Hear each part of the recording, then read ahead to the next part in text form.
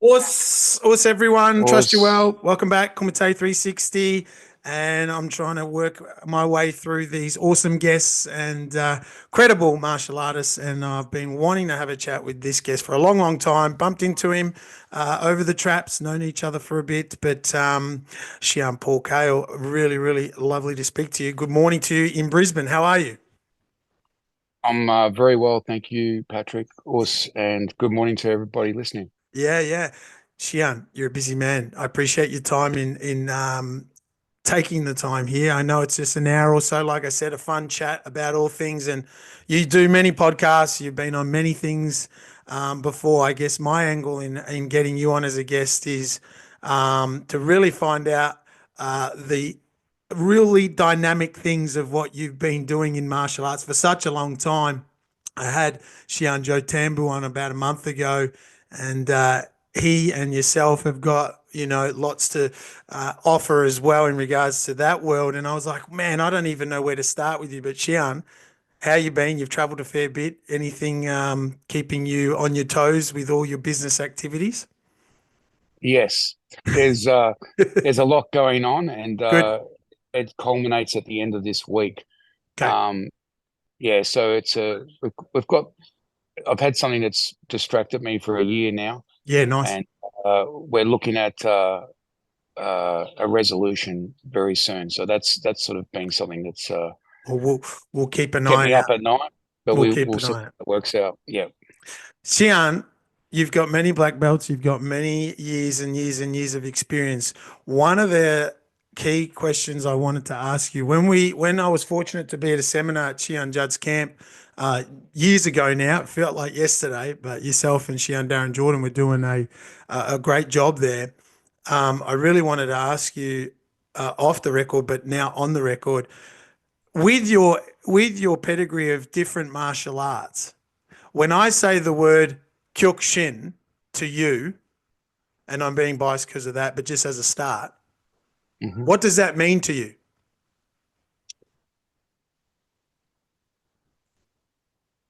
I would say that Kyokushin to me Yeah. is the beginning of um, a a full contact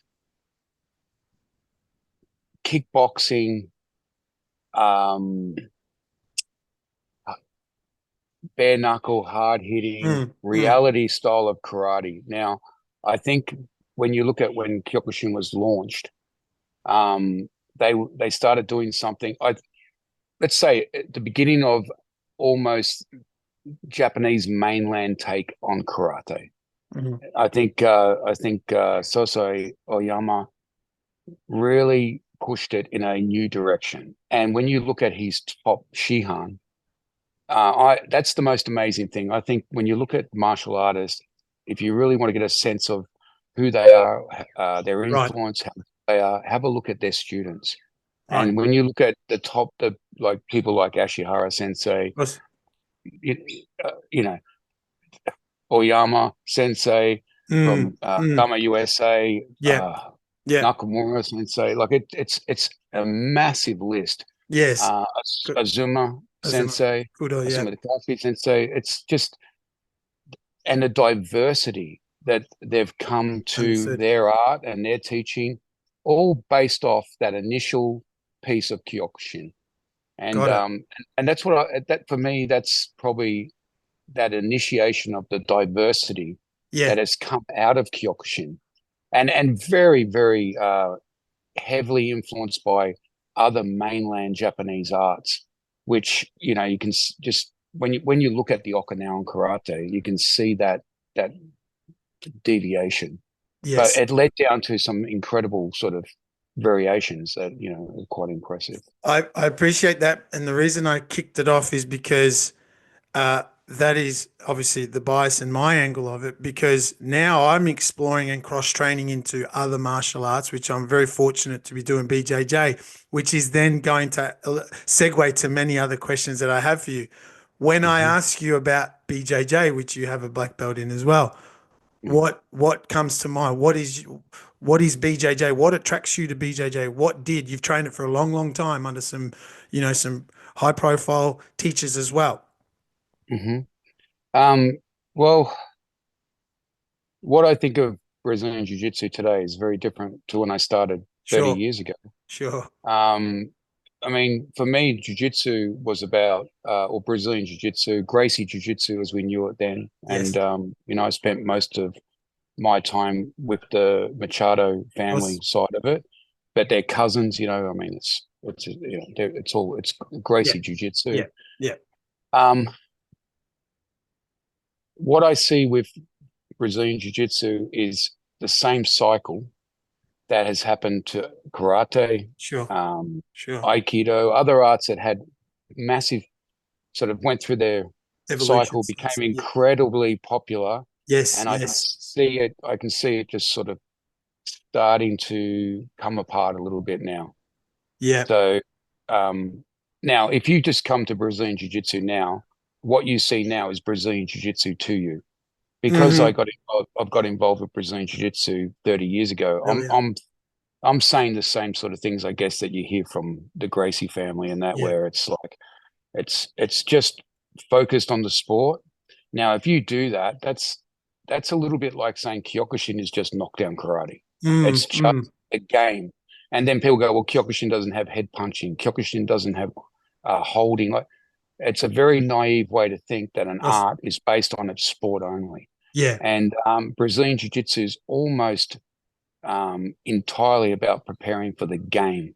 yeah. And when I started, I mean, we weren't really interested in the Brazilian Jiu-Jitsu competition. We did Brazilian Jiu-Jitsu to do Vale Tudo, to Oh, fight no yeah, holds barred yeah. in anything goes. Mm, That mm, that's and when we saw what Hoist Gracie was mm. doing and so forth, fighters just it wasn't that we were attracted to the art. We just realized that if we don't understand this art, Mm. we're not going to have we're going to have trouble in Yeah, mixed martial arts. But it wasn't called that back then. It was just called no holds barred or yeah, yeah. anything I goes. saw you put a clip of a little glimpse of your Valetudo, um, I guess what chapter in your ways. How was that? Well, it got interrupted by a war. Oh, damn it. So Yeah, that's yeah, yeah. yeah. Yeah. So I started Off to fighting in work. the late 90s. Mm, And my last fight was in 2000, 2001, 9/11. yeah, And off I went. I disappeared. And that's another thing yeah. too. I disappeared from the martial art world because Of course. um, my background was in special forces. I ended up back in special forces Of course. and with protected identity and everything else. No doubt. That's it. No Disappeared doubt. off the face of the earth for Well, a decade or so. we'll tap into that world. And again, like I've gestured respectfully, Shihan Paul's done multiple hundreds of podcasts in his profession, in that career of his as well. But mine was really to catch the hour with him in martial arts as best I could, and it's off to a great start. Shihan, as you can see, what I'm trying to segue here, I appreciate that one in BJJ. Now you have another black belt in Aikido under Shihan Joe Tambu. When I mention the word Aikido, what gives you some meaning there? Well, for me, it's probably one of the most misunderstood martial arts. Right. Yep. Um, uh, I started Aikido in 1984, Wow. and that was with Aikikai. Hmm. I had a good instructor, so I didn't. Back then, there was no internet, Mm. nothing like Mm. that. You go get your VHS Yeah, yeah, video yeah, and watch something. yeah. But what I would do is read books, and I would read, Ah, the fighting arts of Asia and things like that. So I just yes. basically would read books about something and think, I want to learn that because Mm. that's interesting. And is there any value for me in that Yeah, martial art? yeah. So Aikido was always something I wanted to do. Before I did Aikido, I had done Taekwondo Hmm. and Judo. And Hmm. Judo, or yeah, Judo would have been similar time, but so I had the chance, but then it changed to Yoshinkan Aikido in 1987. That's when I joined the army. 1987, I got Right. posted to Townsville, Yeah. and I was lucky enough to come across a Japanese 6-degree black belt in Yoshinkan Aikido who was brought to Australia by Yeah. a solicitor up there who just wanted to learn Aikido, and he was very Nice. wealthy. So he Yeah. brought out a Japanese instructor, How cool. started a school, and that's how I got my opportunity to start Yoshinkan Aikido. I didn't know of Joe Sensei back then, Yep. and I thought, oh, we're the only Australians doing Yoshinkan Aikido. And then I got permission to go to Japan to train, and in Oh, 1991, yeah. Right. so I had a chance to see Gozo Shioda Sensei and all Whoa. of the Shihan that were at the dojo back then. You know, Yeah. Nakano Sensei, Shida Sensei, Ando Sensei, Wow. Inoue Sensei. Jeez. They were all there, Yeah. and What a and then I time. saw this poster with this this fellow with his plenty of hair and so forth. And I thought, I don't know why, but I thought I knew it was an international course that the photo came from.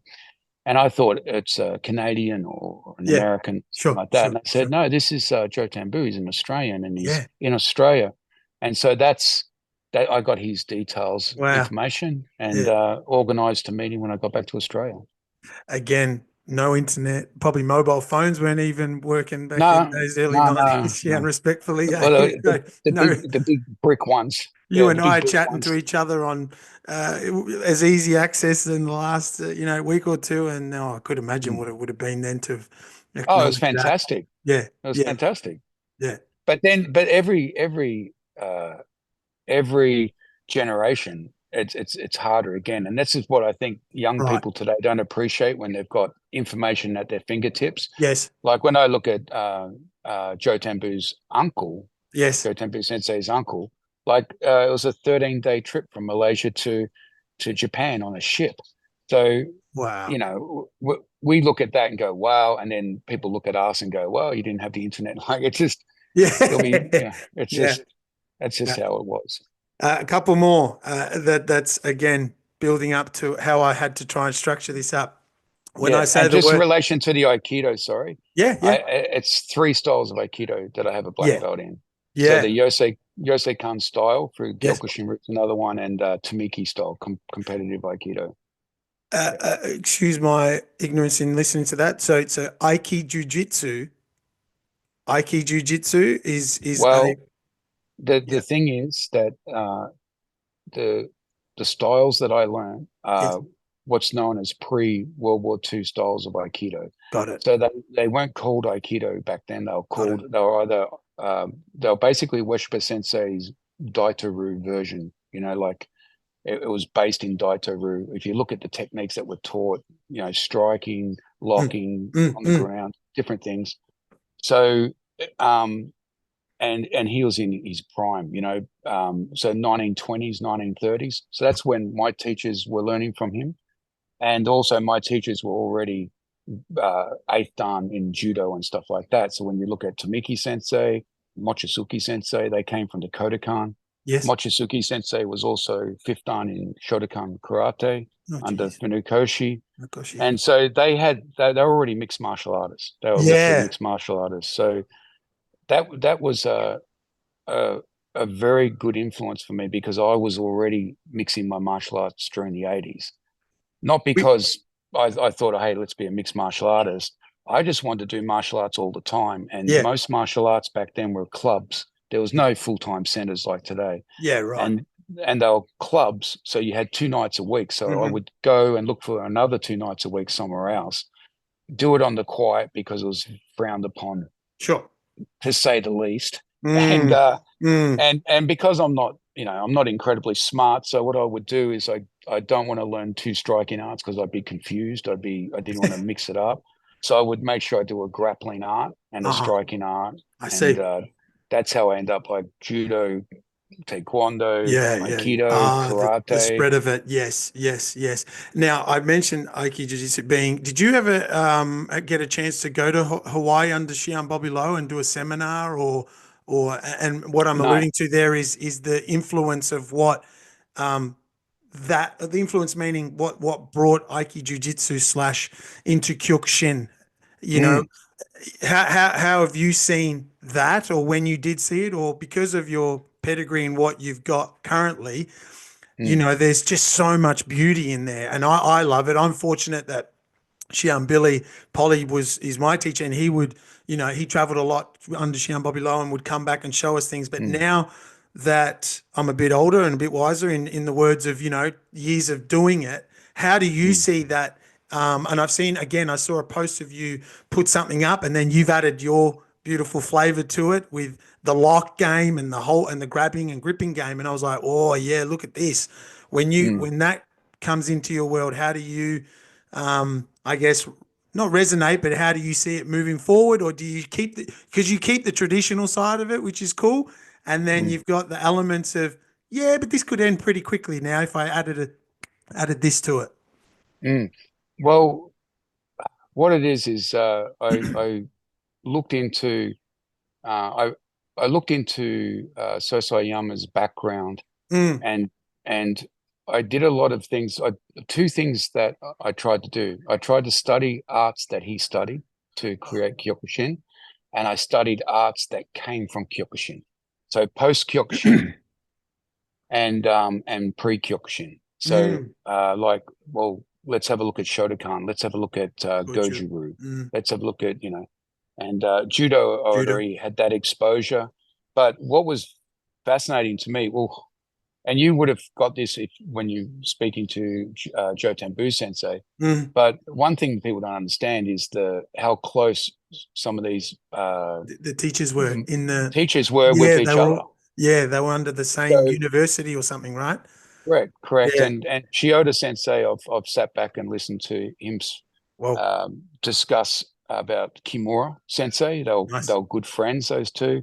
And then there's the link. The three went to the same university with Sosai Yama. Yes. And Sosai Yama was introduced to his Aiki Jiu-Jitsu teacher, who was the person who introduced Ueshiba Sensei to his teacher. And so I looked at the lineage, because there's different lineages of Daito-Ryu Aiki Jiu-Jitsu as well. And because of my background, like predominantly the Aikido I learned is you know, heavily influenced by Daito-Ryu because of the time and place that the teachers learned from. Yes. And then I would start looking at still photos and so forth, recognizing them. Like there's photos that people must wonder, what is Sosai doing? Yeah. He's literally doing Aiki Jiu-Jitsu. Like there's a whole format there. And then I started looking into some books, which Joe Sensei was good enough to hand me some of these old books that is in his library of Sosai Sensei doing, you know, the locks and stuff like that. And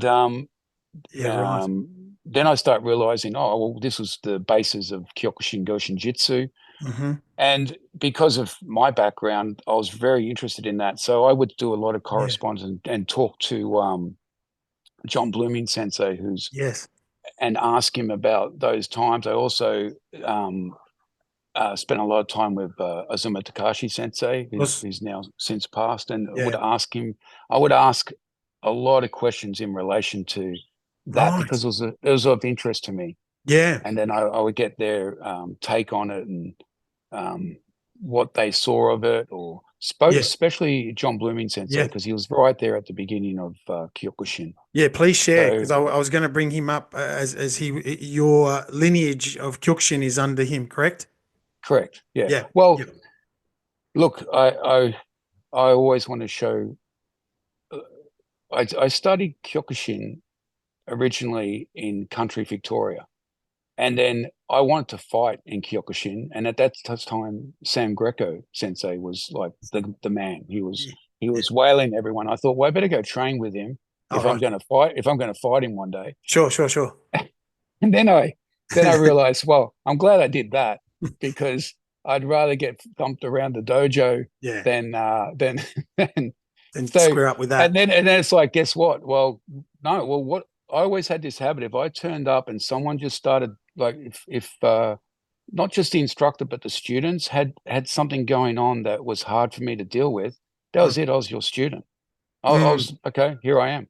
So that's when I started training with Sam Greco Sensei. Yeah, right. And then with all of the kerfuffle with K1 and with Sosai's, you know, decree, If you're going to fight, you can't be in Kyokushin. If you're going to do, so we ended up being Sato Kaikan. And Yes. then there was the grabbing of the gi and Yes. this, and then Bit of clinching. and then I introduced Greco Sensei to Brazilian Jiu Jitsu because I had already started Jiu Jitsu in the early '90s. Right. So I introduced him to some of those techniques, and that sort of got me realizing that the possibilities of the intermixing and stuff like that. I kind of did it. I did it anyway in my dojo, a lot of mixing stuff, but it wasn't seen as a brilliant, clever idea. It was seen that you're polluting I see what you mean. people's martial arts, you know what I mean? So I it see what you wasn't mean. looked at like today. It wasn't seen as a good idea. But I had a lot of support from, obviously, John Blooming Sensei, because that's exactly what he was about. So he was I mean, to come to Kyokushin in the 60s and you're already a 6th degree in Kodokan Judo back then is amazing. And then also he's linked to Don Drager Sensei. Don Drager. So he was Don Drager Sensei, and I trained with Chip Hunter Armstrong, who is incredibly close with Don Drager Sensei, and obviously Joe Tambu Sensei. Yep. It's that's uncanny, it's all isn't it? sort of it's amazing. So what a circle. So for me, because of those and I did Kudo Daidajuku with Azuma Takashi Sensei. Well, so you've segued something there for me as well, because I'm a mad enthusiast, right? So I've seen the footage of, and I was going to segue to Kudo in a sec. So I'm trying to keep this, everyone, listeners, as best I can under Shihan here. So it's magic so far, Shihan. So what I loved seeing was footage one time of Kancho Azuma and John Blooming. John Blooming was in his dojo and showing him, the odd sweep, followed down with the takedown and a leg lock, and just some shit that was like, what the fuck, like that. Let's not forget when that was filmed. Like, he was an old man. Like when I say old man, look, sorry everybody who's everyone's like, shit, what's I feel old? like an old man is when everything's broken. You hobble around and feel pain. So you can be an old man when you're young as well. And I'm just trying to tap into a couple of minutes here with you on John Blooming, because what a legend he was in regards to transcending the way of martial arts. Because as much as he hung around with Sosai, meaning there is obviously the stories of him going, that's good, that's great, but he was the but guy. Am I right in saying he would always have a but what happens if this happens? What happens if that happens? And he, I guess, what can you share a little bit more? Because you were obviously asking the questions of, hey, what happens here, or what could be done here? What were some of the things that were, I guess, giving you more ammunition and more fuel to your arts?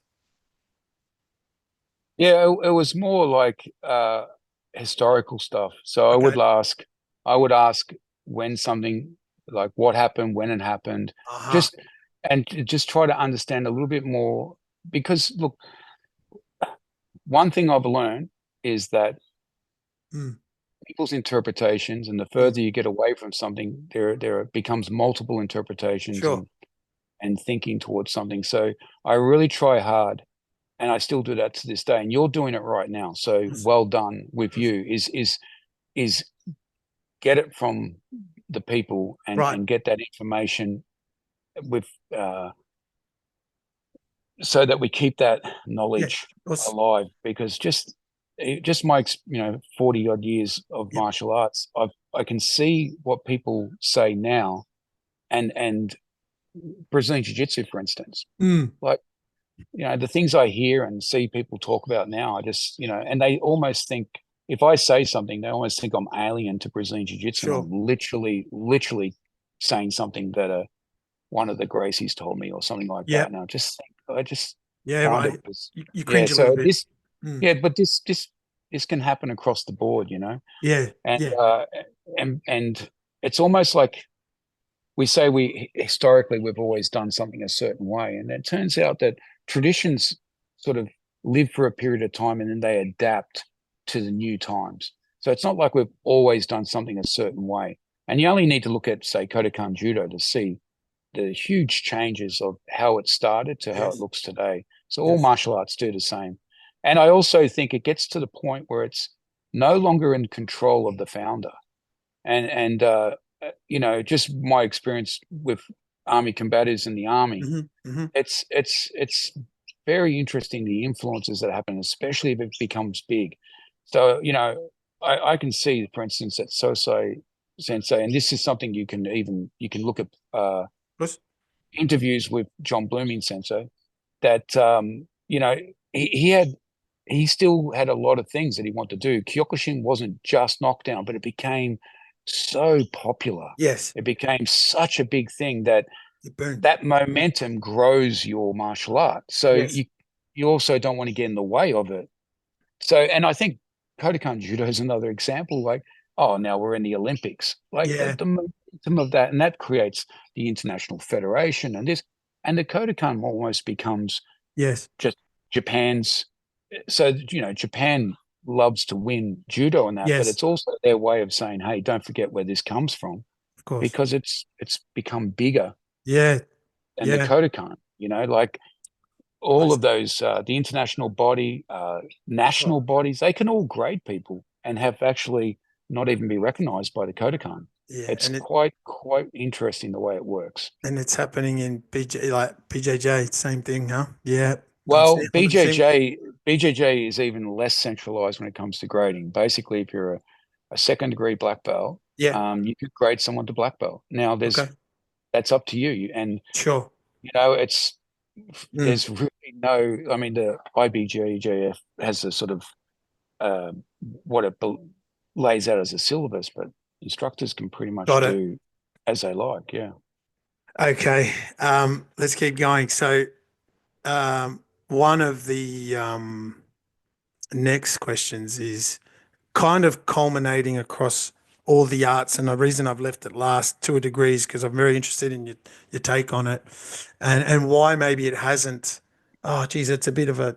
I'm not trying to be controversial, but why it hasn't boomed, but it has is Daido Juko, is Kudo. And Mm, the reason I'm bringing it up is because it has that substance of Kyokushin under Azuma being and Uchideshi under Oyama, but it has the judo, it has BJJ, takedowns. It has such a beautiful spread. It's got the headbutts, it's got clinch, it's mm, got some unbelievable stuff. And it was a chapter when yourself was in charge of it here in Australia. There was a window there where I was like, wow, this is epic. This is, I had that MMA flavor in my um, chapter at that time of, oh wow, and in sharing with you that, like, what I mean by that is when you come out of fighting Kyokushin, you're in a, I was very fortunate. I had a good 10-year window of competing and traveling and fighting. And then after that, there is always a, well, what's next? And that's exciting. And what's the why now? But the why for me was run a dojo, build the next bunch of students. And when you run a dojo and when you build new students, that's it. You got to invest everything into it. And there wasn't really a window to go, hey, go try something else or explore that area of your martial arts.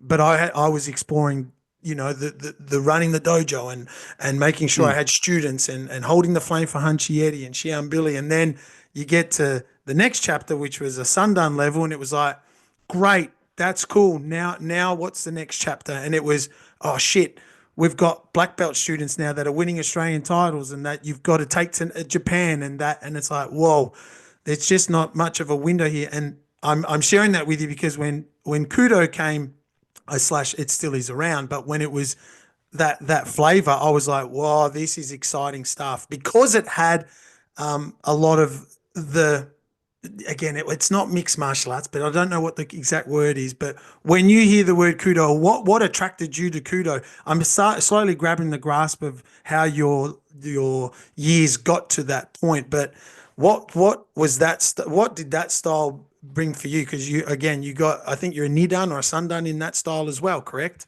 yeah, Nidang.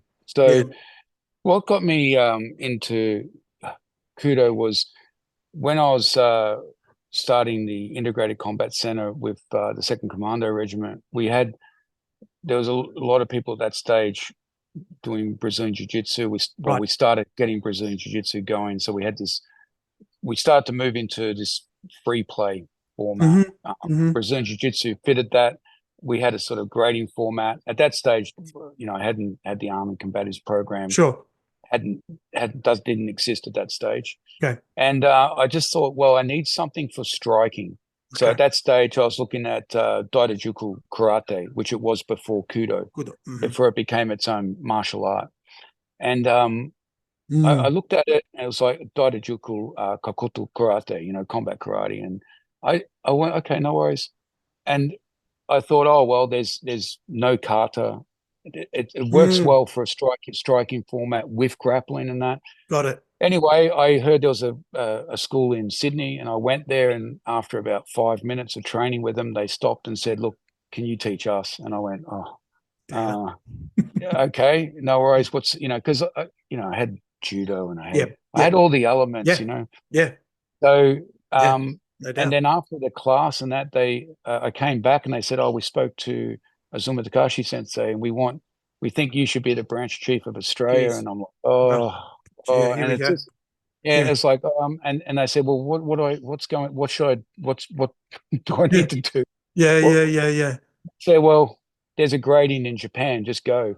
And meet Azuma Takashi sensei, and you have to fight, and you have to win a certain amount of fights. And if you do that, you get your shodan. And I'm like, okay. So I got on a plane and I went to Japan, and I didn't know the format. I didn't know what I had to do. I didn't know that how you have to breathe in the helmets and everything. And I did it, and I fought, and at the end I passed my shodan, and then it just, this is what you can become the Australia Shibucho branch chief, and went from there. And that's how it went. And the reason it stopped was it was just there was a couple of reasons. It for me, it was like a lot of other martial arts, I guess. The focus was the competition, and I didn't, I ended up getting caught up with through my company at the time. I would pay to get teams over and build the Australian basis for it. Yes, and I felt, well, just traveling and competing, and then traveling for another competition and this and that, and it sort of wasn't where I wanted to go. I didn't want to end up being a coach of a sport. I didn't want to just and I didn't want to, so I wanted to be more into the martial arts of where I want to be. So I just didn't see myself leading it. And Kudo doesn't really, like, it has Kion, which is like, like Kyokushin, but more striking, like boxing and stuff like that, and different things. And then you just demonstrate. So as part of that grading, it's not just the fighting. You have to demonstrate X amount of throws and this, but they're your choice. And because I had judo and I could demonstrate everything that was asked of me. Got it. So, and then we fought. So I already had the skill sets of Kudo, got my black belt, and then started teaching. And then, so I guess that's it in a nutshell.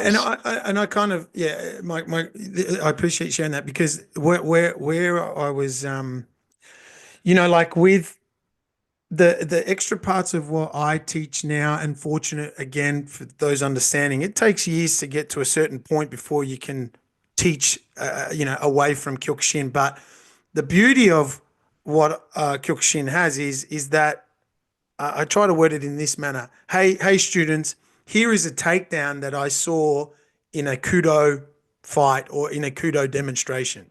It has multiple things around it, and then I play the language of keep your Kyokushin hat on, right? Keep your Kyokushin hat on with the gripping, the grabbing, and maybe the kata influence with this takedown.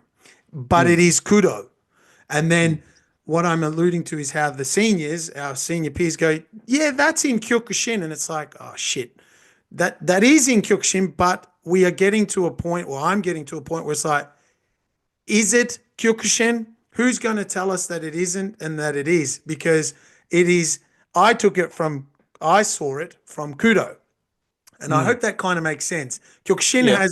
has a very, very beautiful syllabus and a great grasp. But when it gets to that Nidan Sundan part, and again, you finish fighting, but you want to include fighting, and then you have to give everyone the evolution of Kyokushin can go to the ground, have a look at what, and then I've used the reference of have a look at what Kudo have done or Azuma Kancho has done, because that has influenced more of my teaching in going, this is where I've seen it from. When you hear something like that, and because we did that awesome seminar, the camp with Shihan Judd, and Shihan Darren was doing a lot of the takedowns that you and he have worked on, and I was like, this is similar stuff that I'm doing to a degree, Mm. but we have to acknowledge when you hear me say something like that as a senior, are you feeling what I'm saying, or are you like, yeah, Kyokushin still has this, Paddy, but it is being fine tuned and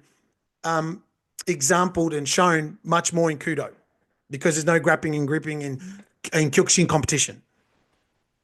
Hope that makes sense. Right. Yes. Yes. Mm, Okay. So mm, there's a mm. fair bit there to unpack. Yeah. Mm, Um, okay. So when I talked to both Asuma Takashi Sensei and John Blooming hmm Sensei, both of them, the big draw card or a big thing that's been promoted is that a Kyokushin has everything. Us. Kyokushin has grappling, and striking, but it wasn't. It was on display in the early days in the dojo, but it Yes. wasn't happening in competition. Us. And uh, Azuma Sensei was always pushing Oyama Sensei for can we do a Yes. grappling? Can we have grappling in it? Can we? Yes. And then what he told me was one day it was almost out of like go, if that's what you want to do it, And then Yeah. later on, he told him no, don't do it. But he's too late. He's like, oh, Sensei, thank you, and off he went. Right. I see. So it started, the Daido Juku Karate. Got But it. um, John Blooming Sensei was the same. He says the same thing. He said that he was eventually told, "Yep, come back to Japan. Yeah. We're going to start grappling," and that was Yeah. just before the passing of Sosai. Wow. So Yeah. it never played out. So who knows what would have happened if he hadn't passed? But Mm, you know, I think this is the problem with sport again. If we define our martial art by the sport we play, got it. which is about creating, I guess, exposing people to the core principles of that art, just like a judo competition, but not the entirety of the art. And yeah, that's the piece. I mean, it'd be a That's sad day every time a martial art's just defined by the game it plays, as You've just opposed said to a word. Yeah, you just said a word. The entirety of the art. yeah, That's got me going now because, again, I try not to.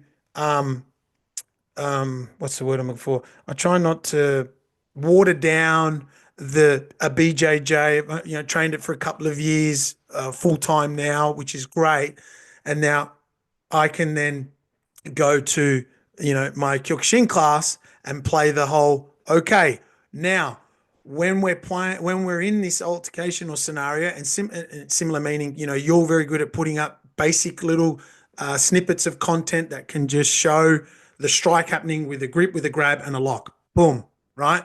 And that's doing something for us in 30 seconds, but it would have been explained in much more detail and more clearly because of your experience. What I'm trying to say by not watering down is each teacher and instructor, and like yourself, how are you from now, like with what you know and what you've done and how you're doing martial arts and in the combatives of in the army as well. How are you going right? Because you got to be a step forward. Are you thinking a step forward person, or are you hey, we're in the moment here. Here are scenarios. We work on these scenarios, and this is the quickest way or the fastest way in combat now. So let's piss off the sport side of it. Let's go to the depth of what you are doing in a combat conversation now, right? So you've got you've got a dojo hat on where you've got to show the breakdown and you've got to take your time and give everyone a whole meaning behind it. But at the end of the day, your teachings now How are you looking for, are you ahead like John Blooming Shihan was, or are you someone that's like, okay, I've formed this up, I've got everything, in 40 years of experience here, let's start working our way through it. I hope that makes sense. I'm trying to grab you face to face here and going, Mm. how do you use all that knowledge you have and what you know, and now how you're teaching it?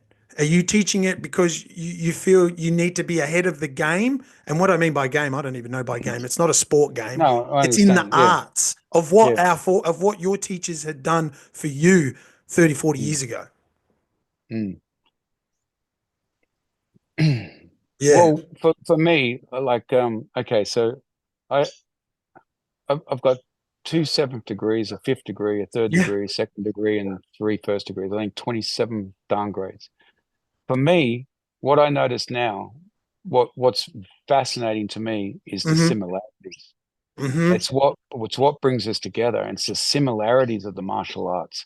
So they, to the layperson, they look very different, and they look like you just look at them today and you go, "Oh, that's different." But when you deep dive and when you sit down with, I'm very lucky to be able to spend time with very senior Shihans who Yes. I've had, who have been my friends for decades. Yeah. We've just grown through martial arts together. Um, you start realizing the similarities. So Mm-hmm. people say, "What's your favorite?" But I have a style of doing something that's been influenced by all the different things I've done, but it's the similarities that I focus on. And if I teach a Kyokushin seminar, it's very similar to what I would teach at um, Right. I could teach that at a different martial art, and it's just the flavor and the language that's different. Got it. It's like I'm teaching you in Spanish because you speak Spanish, and I'll Yeah. teach someone else in French because they speak French. It's just something that helps you understand what it is I'm talking about. Right. So if you go, well, why do I want to learn locks and stuff? Well, because Sosai actually had a quite a menkyo. He had a menkyo, like a teacher's license in Aiki Jiu-Jitsu. Mm-hmm. And he saw that, and all you got to do is like there's several books you can just see Kotegaeshi and like especially the self-defense side of Right. it. You see a lot of uh, Aiki Jiu-Jitsu. I won't say Aikido, Aiki Jiu-Jitsu Yeah. in Yeah. it.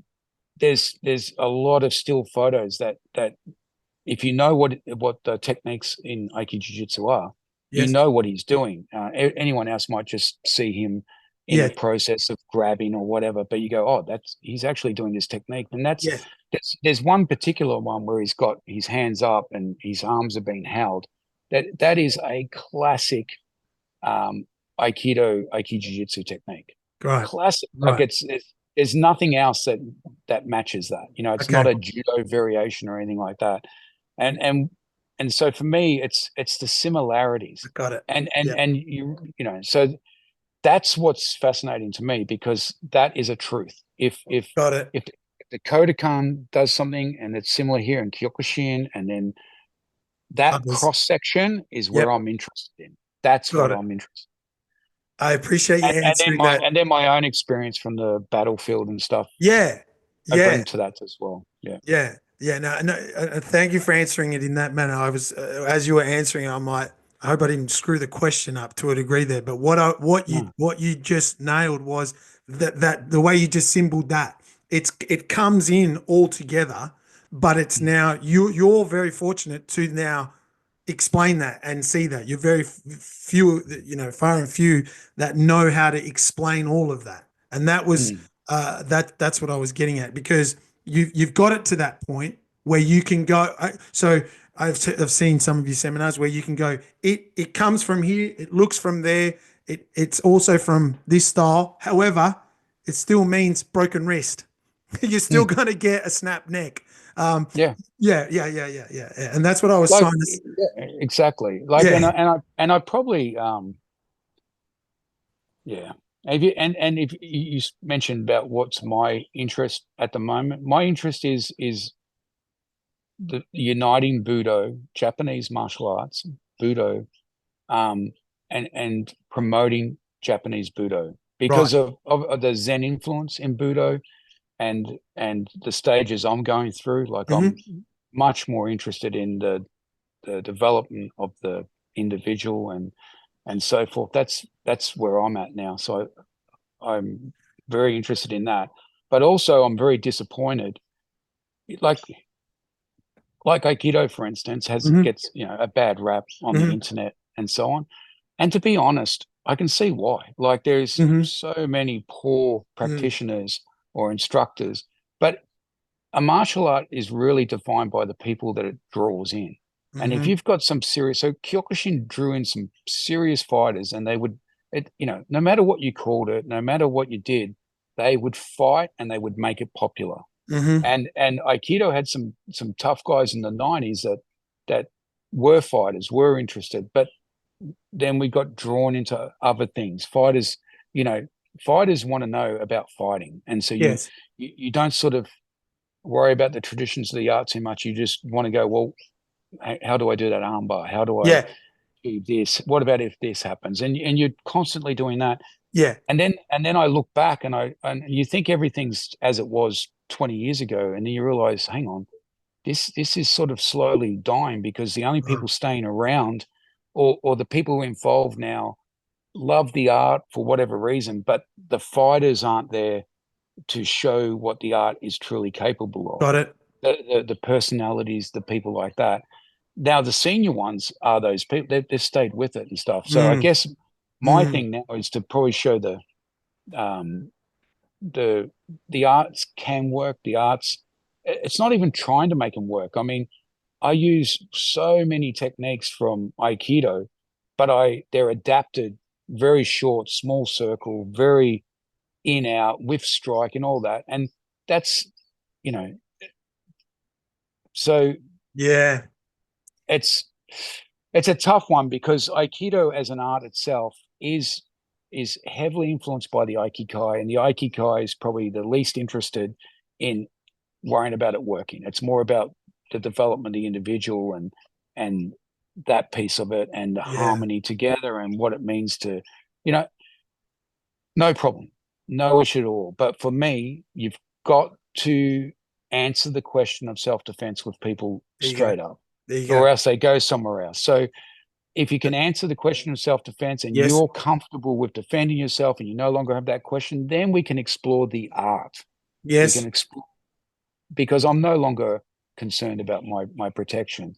And it's a horrible thing to be caught up with, where you're always worried about, it's a fear. You're trying to deal with a fear that maybe has come out of your childhood, of being bullied or whatever it is. And it's distracting you from the big picture.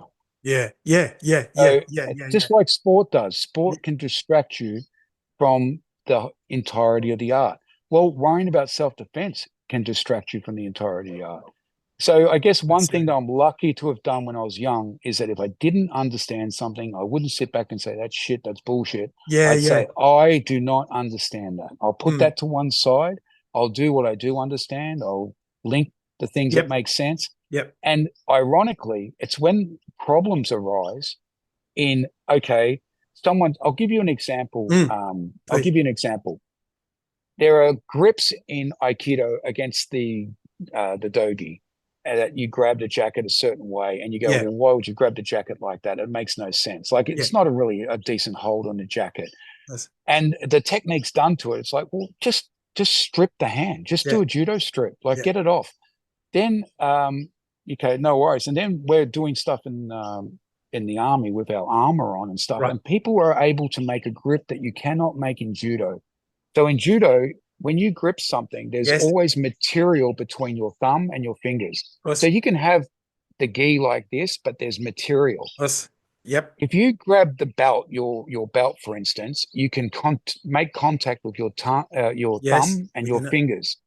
Armor is the same. You grab armor, there is contact between the fingers and the thumb, and it becomes a strong grip that no judo stripping is going to get it off.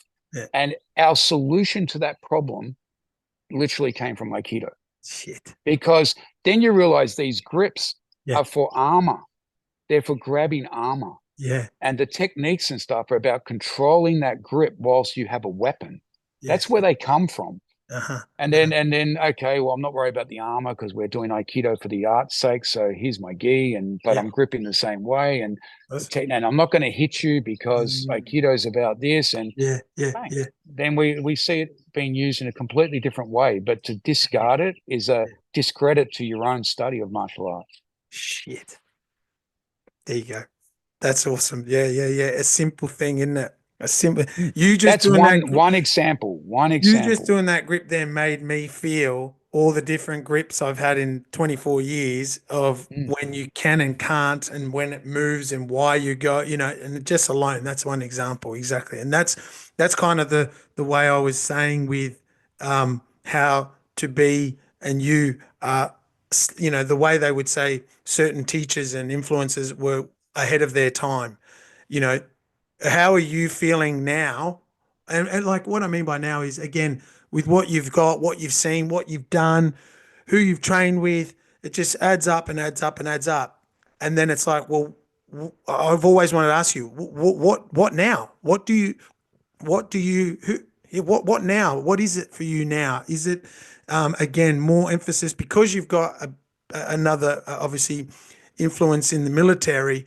Is your attention to all of this going into that space, or is your attention balanced into shit, the Budo side, the Zen side of what can be done to the community? Like I was always intrigued by how your brain is probably like, fuck, there's so much that can be done here.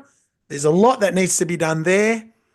And shit, what can I do also moving forward? Does it think like that? Or am I, No, you're right. yeah, Um, if you asked me this last year, I'd say I was concentrating heavily on the military because I was heavily involved in the yeah, military. yeah, You ask me now, and yeah, after this year, which the, you'll come to see, like as time yes. goes on, you'll understand what I'm talking about. But Okay.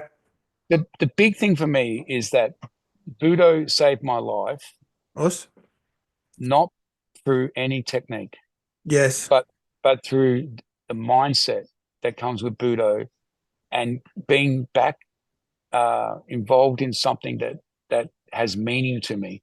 So after my last tour of Afghanistan, Mm, like look, I'll tell you now, like there was the only moment in my life mm, that I was completely disenfranchised with martial arts. And people talk about this is bullshit and that's mm, works and that.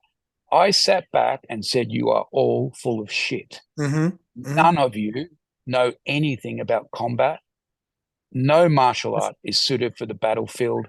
Mm, The stress, the killing, mm. the the Everything. multi that everything it's everything that people talk about is just I just was completely off it.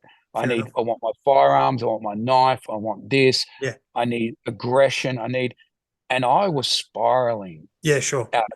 like mentally out of control. Yeah, Like no doubt. that's like you just see violence as you Eh, know this is reality, and then Budo is the thing that showed me, and you start to understand why samurai would yes. you know meditate and just get away from this. And it was a seminar that I was asked to do. Yeah. It was actually at a Hapkido school. I don't have a background in Hapkido, Yeah. but I turned up and showed some judo and some Aikido, which kind of fits with what they Nice. do. Yep. But it wasn't what I was teaching. It was just the enjoyment of being around people Mm, who want to learn, who were respectful, mm-hmm. and it was like, it brought me Got it. back where I went, hey, this is where I need. And so for me, Mm. that influence of the Zen influence and the Budo piece, Yeah, it's nice. the after the violence Got it. that Budo helps you with it. Like the young people are all about, yeah, I need to be. For me, it's like I've done that. I've Yeah. had horrific experiences, Us. and it's the after action of that is what is important to me. It's what Yeah. Budo did to calm my spirit Yeah, and right. bring me back to humanity, Yeah. not Yeah. not spiral me out of control where I end up killing myself or Sure. somebody else, Us. but where I can just be a good person and feel good about myself Right. and enjoy being around like-minded people.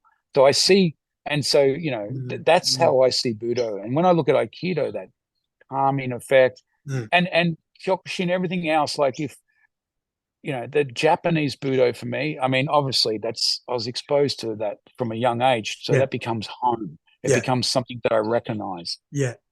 And as the world changes rapidly, it's so Yeah. important to have something that you can just comfortably transition to that brings you some balance. Yeah. So for me, Wow. Yeah. I want, yeah. So there you go. Yeah. That's You're continuing.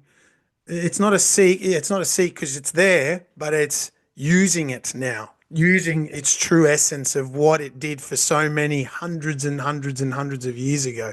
And because the listeners, again, respectfully, Shihan Paul Cale was a guest that I have let later on because he was doing so much good podcasts and conversations of his history, and it was like, well, there's so much here that he's sharing with others that it was just a timing thing for my sake. But this is the beauty of catching Shihan when you can in a martial art mindset more than his other lifestyle that and career. And I appreciate you sharing as much as you could within this hour, Shihan, because that's what I mm, mean. It's something that podcasts. Some people can talk 2 hours, 3 hours. I'm trying to catch what I can in the time that I've got with someone that's special enough to go, hey, I'll get my passion flowing, watch and see, and that's what I'm just trying to do.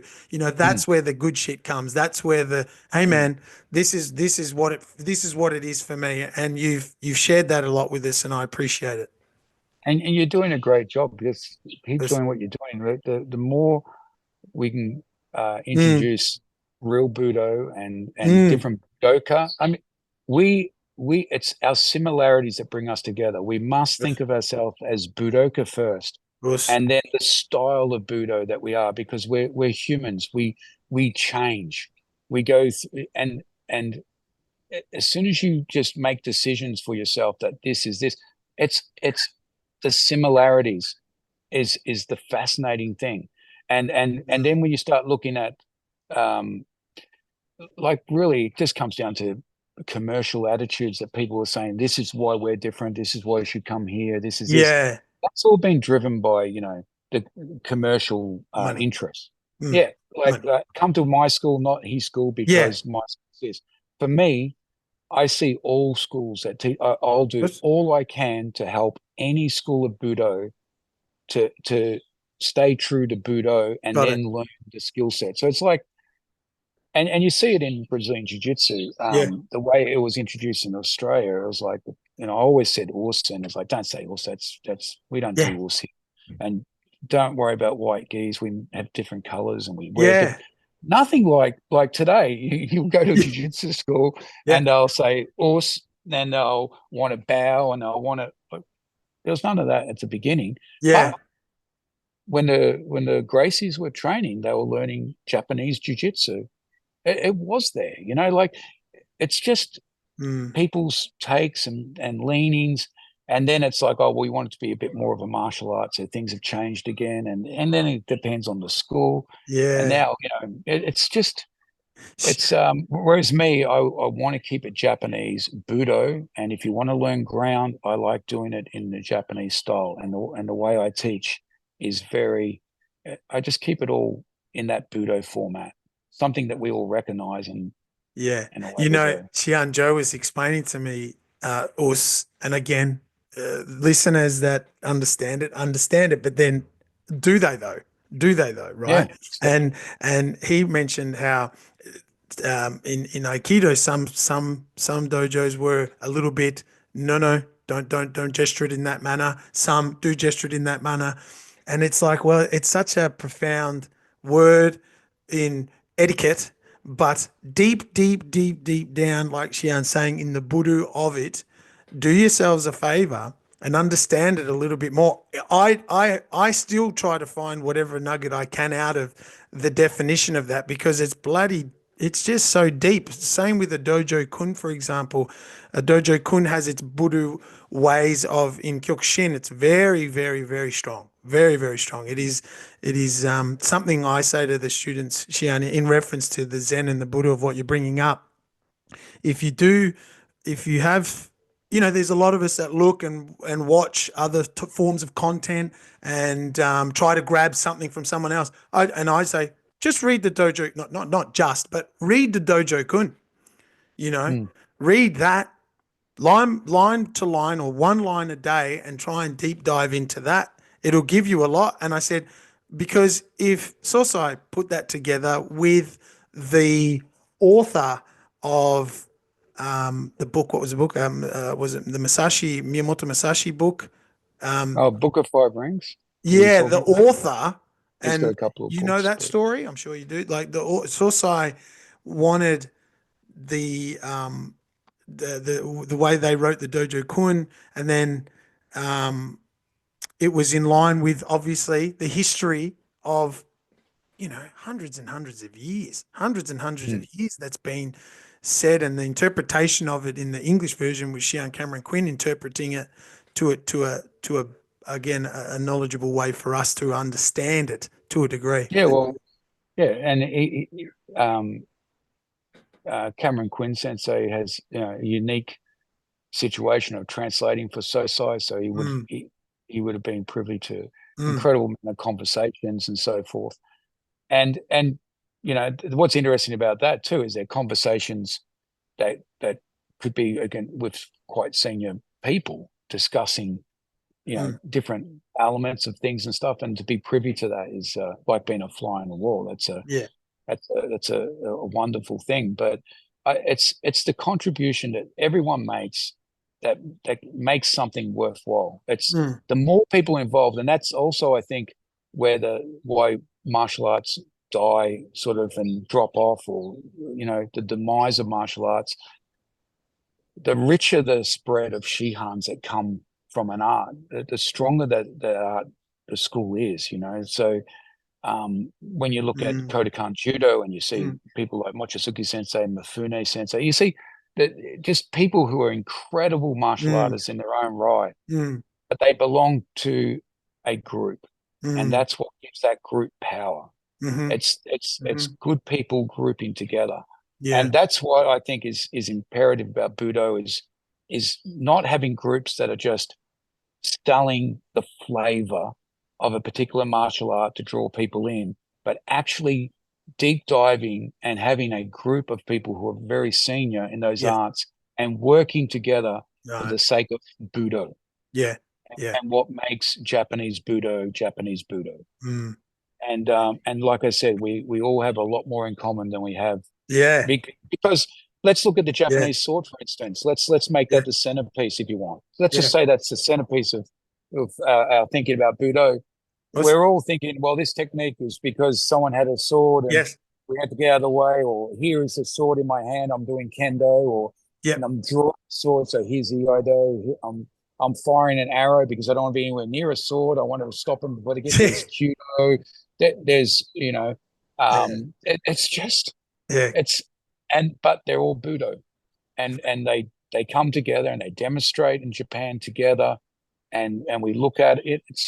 yeah, It's again it's I think instead of this eating ourselves alive from within, we've yeah, got to be showing the benefits of Budo, regardless of what your flavor is. mm, Whatever suits you, and you may find over time that it starts to shift a bit. You can stay with the core of what you're doing, but another Budo may give you more insight into your own martial art. definitely. It has for me, Tian, me meaning like I shared to you before, there wasn't much room for me to, career, work, family, and all that to move into another form of cross training or another art. Kyokushin's 101.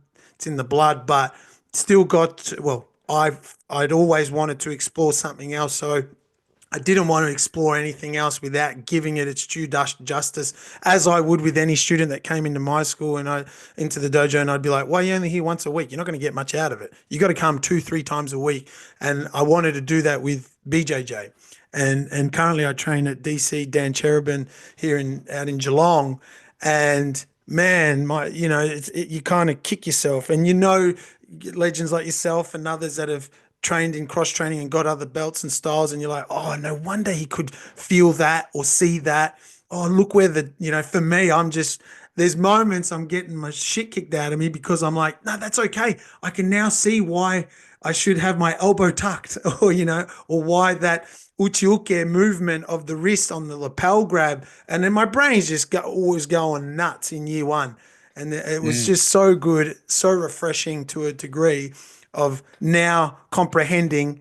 And then, like you said, you tap into Sosai's books for my sake and just summarizing what you've said. And it's like, dude, start seeing it. It's all kind of, lining up right next to each other. I wanted to feel that. And I've been fortunate. I've been getting glimpses of it. Not as much in regards to years of training in BJJ, but I was like, whoa, yeah, look at that. Look where that mm, lives now. Look where the uke lives up here in stand up. But then when I can drive it into the neck on the ground, the simple. I was like, oh man, look at that. That's strong. mm. And And then when you look at that grappling background that you're just talking about, that's informing you about your karate, yeah, it's making sense to you because karate has always had grappling in it. us, yeah, It's always been the two. But when it was introduced to mainland Japan, they were mm, interested in striking. They wanted the striking. They had no interest in the grappling because they had judo. I had it Like already. they Yeah, just, yeah, they had it already, but they yeah, wanted something. I mean, you can go into it, and yeah. it's No, no, the culmination of a international boxing event that yeah, had everyone wanted to box, including Japan. yeah, And down in Okinawa, they got this thing just like boxing. Let's bring this to mainland. Like it's incredible the mm, history, mm, and mm, it's just like today. Like we're every day you're creating history for the mm, future. mm, And so for me, I just mm. want to keep the richness of Yep. Budo alive, Very good. all of us contribute to that.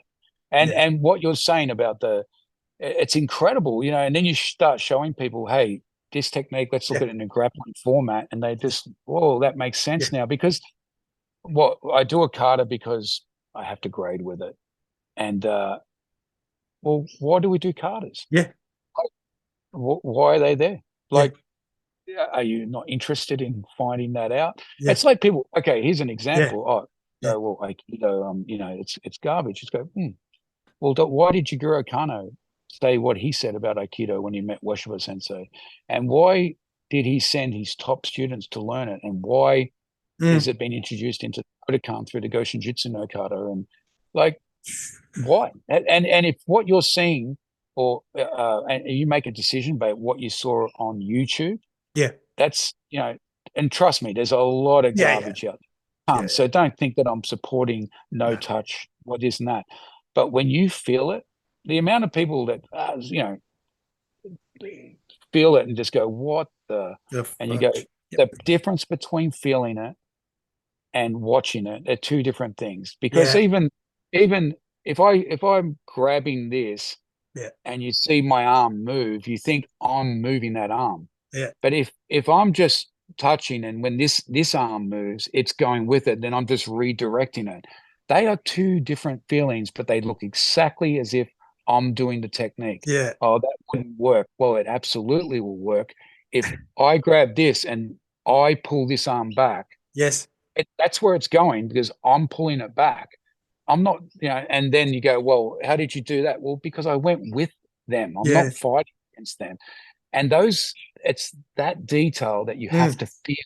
You mm, have to feel it. mm-hmm, So what I would recommend to people is that, look, mm, if you're interested in something, find a good instructor. So in other mm, words, turn up, and if it looks too good to believe, it's probably not real. Like if it looks like garbage, it probably is. yeah, But while you're there, if it looks like, okay, I can see him grabbing, I can see techniques are happening, feel it. mm, Get yeah, up and, yeah. oh, can I feel this? Can Acknowledge it. learn it, maybe do it for a couple of months, get a feel for it. And then, for me, my couple of months was get a shodan. And by shodan, you'll have the guts of it. And you can sort of make a decision. Do I keep doing it or do I not keep doing it?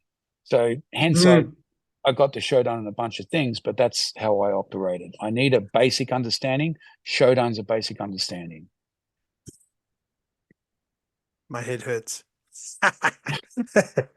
I knew it. Fantastic. Shihan, I've chewed up most of your time. Thank you so much.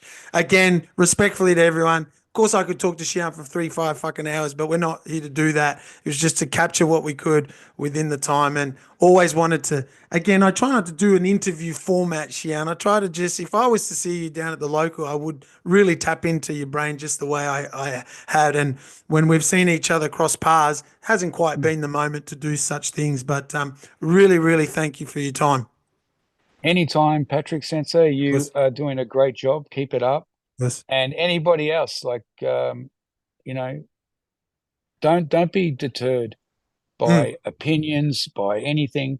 You do your thing mm. and do it for the reasons you want to do it. And if what you're doing isn't fulfilling that, then find something that fits better. And then eventually you'll be involved in a Budo that just feels right to you, and away you go.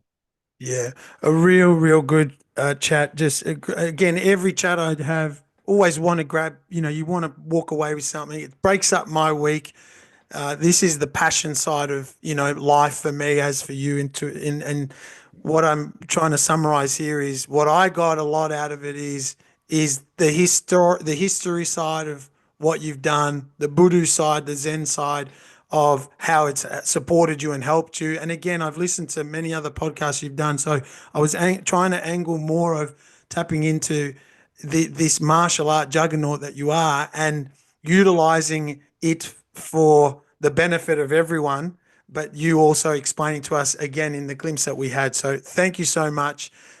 Enjoy the rest of your day and look forward to staying in touch. No worries, we'll do. And look forward to seeing you in the future. Patrick Sensei, take care. Ocean, thank you so much. Everyone, thanks for listening. Us. Appreciate it. Look forward to the next guest. Us.